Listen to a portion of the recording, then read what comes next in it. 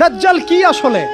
সে তো একটা ব্যক্তি হবে, কিন্তু দেখেন ওর সিস্টেম কিন্তু অলরেডি ডেভেলপ করে ফেলছে।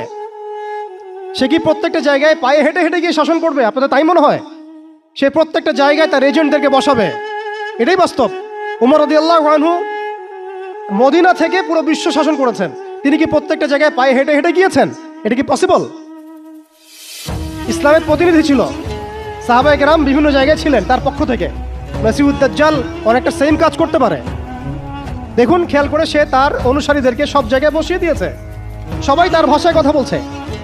বিবিসি, CNN তারা যে ভাষাগুলো চয়ন করে সেই ভাষায় আমাদের রিপোর্ট করা হয়। ওরা যে মিডিয়াগুলো, FBI, ওরা যে রিপোর্টগুলো প্রদান করে, ওই রিপোর্টের আলোকে আমাদের এখানে প্রশাসনিক বাহিনী কাজ করে। তারা যেভাবে ফাংশন করে সেইভাবে কাজ করা হয়। পুরো বিশ্বটা যেন একটা সিস্টেমের মধ্যে নিয়ে আসা হয়েছে। এটাই হচ্ছে একটা দাজ্জালীয় ওয়ার্ল্ড অর্ডার।